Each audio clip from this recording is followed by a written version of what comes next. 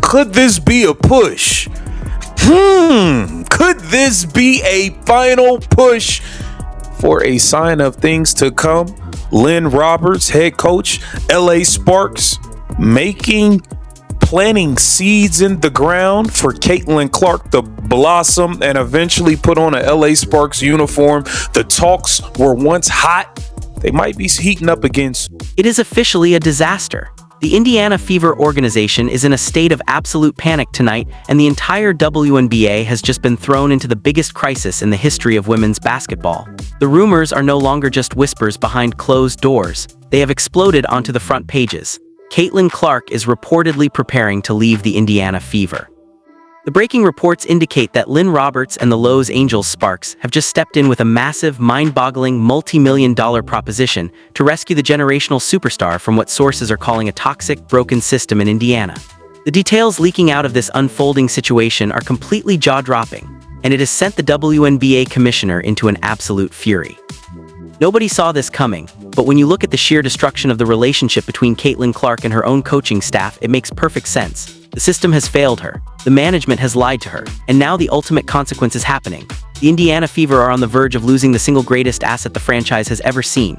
If you think this is just a standard trade rumor, you're completely blind to the real war happening behind the scenes. Tonight, we are exposing the secret multi-million-dollar push from LA, the exact reason why the front office in Indiana is collapsing, and how this one shocking move is about to change the league forever. Each other off the floor. I just don't think that on the floor, it's a good mix. I think they just see the game through two different lenses. And we have been yearning and calling for Stephanie White to actually stand up for, represent, and be front and center for Caitlin Clark. And she's refused to do it at every turn outside of a 30-second clip post the Alyssa Thomas situation, in which she backtracked on everything she said and made Alyssa Thomas the victim when her superstar point guard was the victim. It just makes no sense how Stephanie White has gone about this. And you see the things that LA Sparks doing. You got Cameron Brink, who's friends with Caitlin Clark. You got Kate Money Martin, who's best friends with Caitlin Clark. Sophie Cunningham will be a free agent at the end of this season. Hey, Sophie Lexi can making her way downtown. Look. To truly understand why Caitlin Clark is ready to pack her bags and head to Los Angeles, you have to look at the continuous, unforgivable betrayal she has faced from her own coaching staff. For months, fans have watched in absolute horror as the coaching staff stood by and did nothing. We saw the malicious hits. We saw the blatant, dangerous fouls. We saw opposing players target Clark on the hardwood with intent to hurt while her own coach sat silently on the bench, refusing to defend her, refusing to call out the league, and refusing to protect the franchise player. But it didn't stop there. The tipping point arrived when the coaching staff began using fake injury reports to manipulate her playing time, benching a completely healthy superstar under the guise of medical management. It was a calculated move to assert control, but it backfired catastrophically. Clark's camp has reportedly had enough of the lies. The level of disrespect inside the Indiana facility has reached a point of no return. The league just has to do better, and we have to invest in those areas. The technology can get better. We can treat the referees a little bit better, pay them like they're full-time employees. I think things like that, and I think a lot has obviously come after that. And as I've stood up here and said before, like the harassment, the hate, none of that is okay. That goes for the opposing team we play. That goes for my teammates. That goes for my coaches. There should never be a question of character. Like I've always stood up here and said that, and that's truly what I believe. That's how I was raised. So, none of that is okay, and I don't want anybody to ever experience that. I think it can be really frustrating to me at times, and I think it's difficult. I think a lot of people sometimes think I'm a robot. I'm not a robot. I have emotions, I have feelings, and it can be really difficult to go through a lot of that. And I'm 24 years old trying to navigate a lot, and I think at times I've been in this world for 4 years now, and you would never change any of it, but there are times that it is hard, and there are times that it probably affects me a little bit more than I do put on, and I would never change any of that for the world, but I think it's important that people do remember that part of it too. So you cannot treat a generational talent like a liability and expect her to remain loyal to the jersey. The coaching staff thought they could break her spirit and force her into submission, but instead they completely destroyed the franchise's future.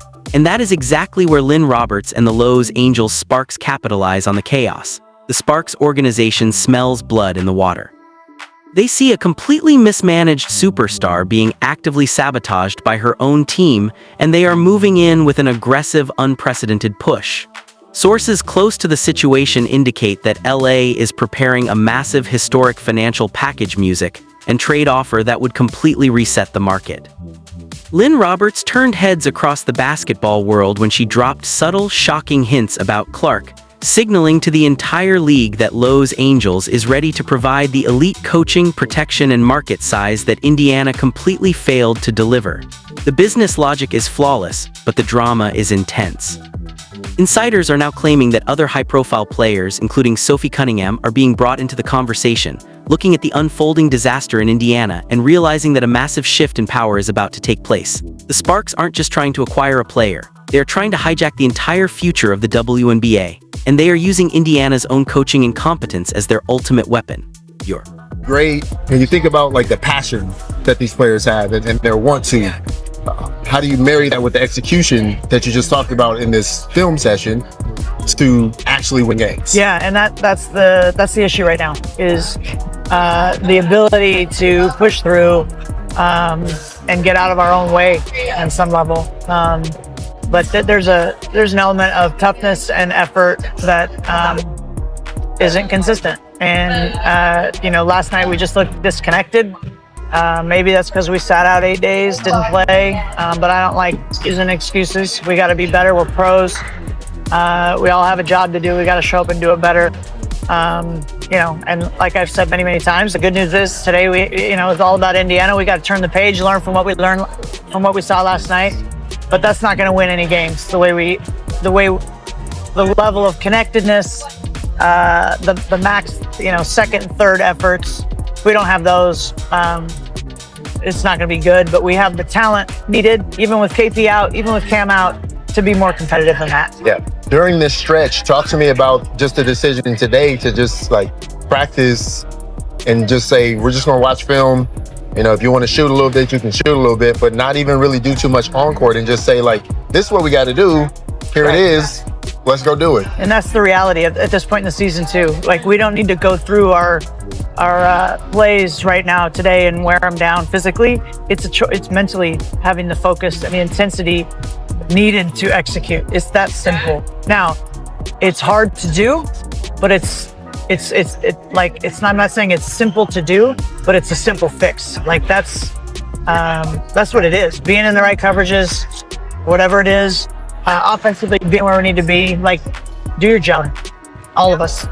The sheer scale of this backroom maneuvering has left the WNBA commissioner completely blindsided and absolutely furious.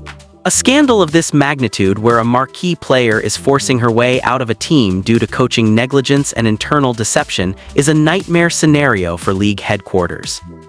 The commissioner is reportedly demanding immediate answers from the Indiana front office, questioning how coaching staff could single-handedly alienate the most marketable athlete in the music sport. The pressure on the Fever management is now fully unsustainable. They are caught between a furious league office, an enraged fan base demanding immediate terminations, and a superstar player who has already checked out mentally. The locker room is fractured, the brand identity is ruined, and the coach's career in Indiana is effectively dead. They thought they could control Caitlin Clark with bizarre restrictions and media spin, but they ended up destroying their own careers. Well, I believe the vote is a mix between like the fan vote and then players and media, but it still just didn't work out in their favor. I mean, what else does a person have to do if they're averaging 24 points, 6 assists, a 5'8" guard shooting above 50% from the field? Like, what else can you do? Other than be super active on social media, nothing. Like that seems to be what the parameters are. So, but KP's about winning. She's about being great, being excellent. She'll take it in stride. What are you going to, if you haven't been able to talk to her about it yet, when you do, what are you going to say to her about it? Because I mean, she's having a season that is worthy of being an all-star starter. Well, MVP, but an all-star starter just for the base level. I haven't talked to her yet about it. I'll see how that conversation goes. Okay. Listen, man, Kelsey Plum got did dirty, just as Caitlin Clark got did dirty. We all know they rigged the fan voting for Paige Beckers. Paige Beckers jumped 400,000 votes in like 3 days. We all know it was rigged. It was scammy. They just didn't want Caitlin Clark to be the captain. But the Los Angeles Sparks, I think Caitlin Clark in LA would be a beautiful thing. And it's going to be very, very, very, very interesting to see how this thing plays out in Indy. I think how the season finishes up is going to play a major part. And I think regardless of how things go, this is the very last season you'll see Kelsey Mitchell and Caitlin Clark as teammates. This is it. And I think the LA Sparks are planting seeds in the ground and prepping for a move to bring Caitlin Clark to Los Angeles.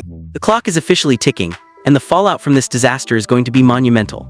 If the Indiana Fever cannot salvage this relationship within the next few days, the multi-million-dollar LA Sparks deal will become an unstoppable reality. The era of Caitlin Clark in Indiana is collapsing under the weight of ego, lies, and horrible leadership. Will the front office make the desperate final move to fire the entire coaching staff to beg Clark to stay?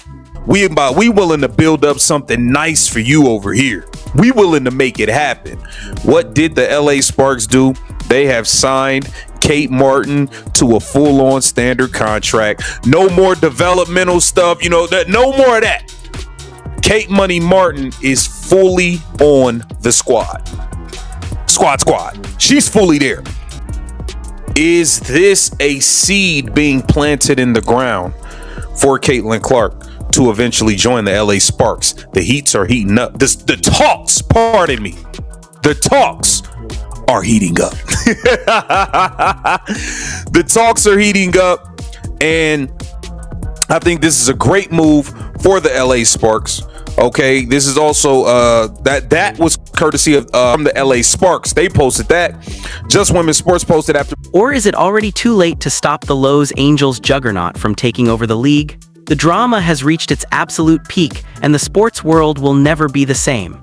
Make sure you hit that subscribe button and turn on notifications, because this trade war is exploding by the second, and you won't want to miss the next major leak.